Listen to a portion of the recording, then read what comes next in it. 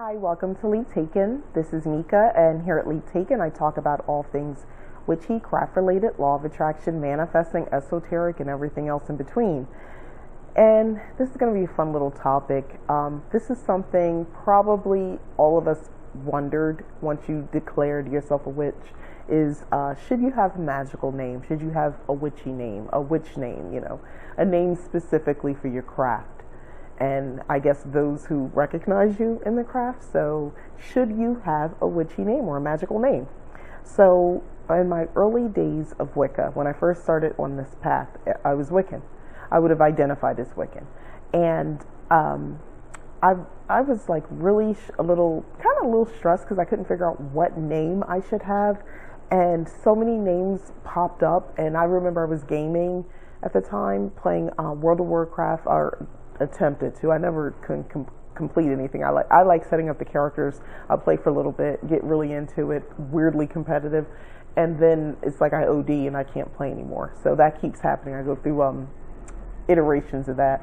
My entire family does game, however, though. But anyway, the Wicca thing. So I wanted a name because it seemed like that was a thing and people talked about it, and I saw it, read it in books, and as I met in real life people, because in previous videos I talked about how I went to meetup.com and I found little witchy communities to go to, or pagans for that matter. So I was able to find that those groups of people in the real world in various states. I tried in North Carolina, Tennessee, when I lived in Tennessee, and I tried a little bit in Florida, but nothing ever came from that. But Tennessee is the one where I really did find quite a few people. But anyway, and they had names, and I couldn't think of anything. So, so I kind of used to feel like back then a little bit like I'm not really a real witch because I don't have a real witch name. So obviously, as time went on, I kind of got past it. I thought it would be cool to have a magical name, something that I would use in, the internet when I'm conducting witch business or personal witch business. I thought I would use it there or in these gatherings and things like this that I would go to. A magical name is usually adopted during initiation. So self-initiation included. So let's say you are doing a self-initiation into witchcraft, which I have done that more than once. A re-initiation the next few times. But anyway, my first initiation, yes, I did do that.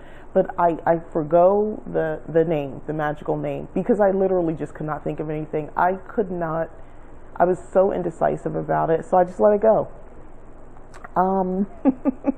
Which is silly that I was even that stressed about it. It's funny, I wanted to talk about this, but I really had to think on it, and I was like, why was I letting this stress me out so bad so many years ago? But anyway, it could be something you select or something that's given to you.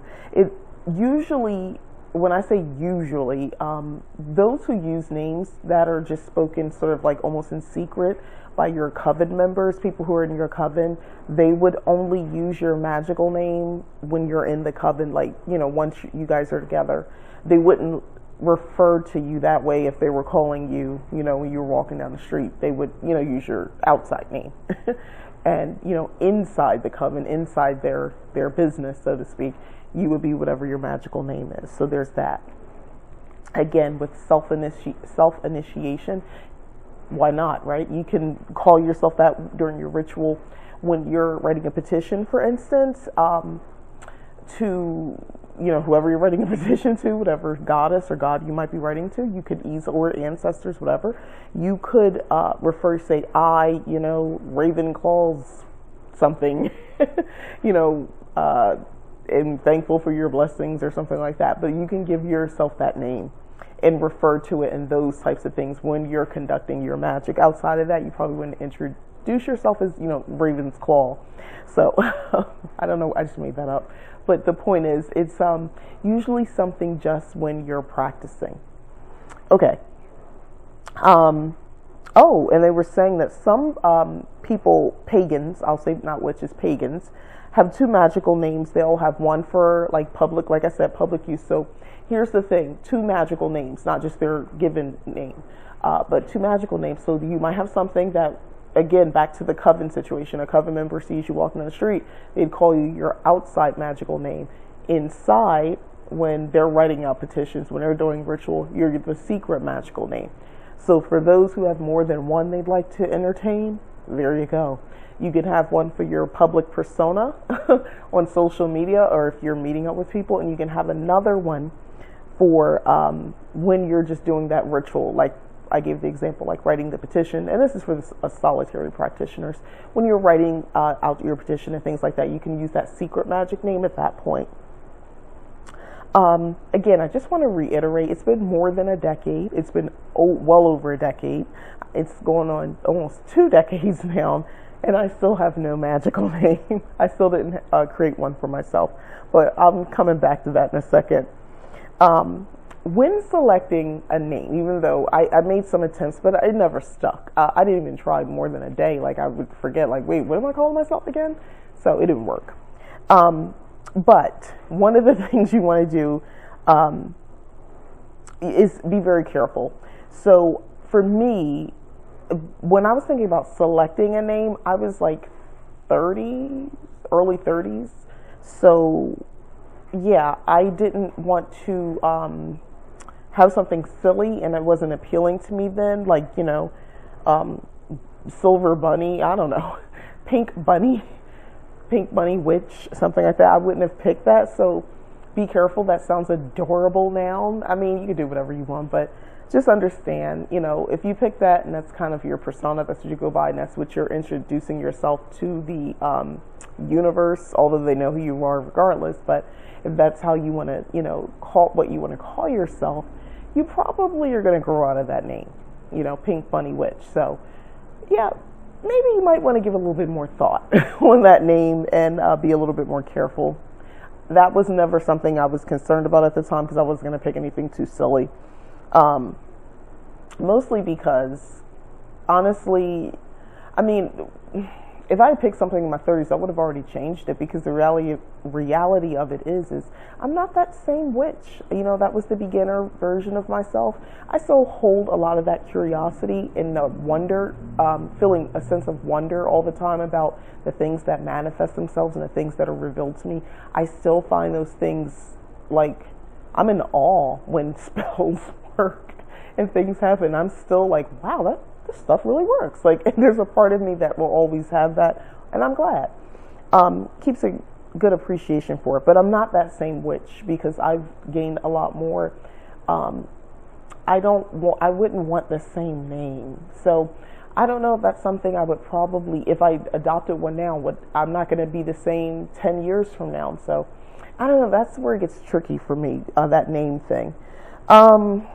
I would have changed it like at least 3-4 times by now. I already know it. Also, for those who do have a magical name already and you're solid, for now, because you've already had 2 or 3 iterations of that same name, I see people like that. The longer you're practicing and you're in the virtual world, different social media platforms, as time goes on, you notice people start changing their name. They go by something else now, or, you know, they change it up. They add an extra syllable, something. There's always something about the name evolving, which again, for some people, that might mean more about their practice. Maybe it's a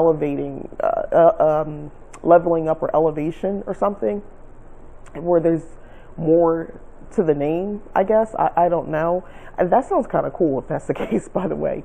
But I see most cases where people are just changing the name because this new name is much cooler. So, like I said, to each his own. You can call yourself whatever you want, but I don't want to say to be taken seriously, because I don't really care if anybody takes me seriously.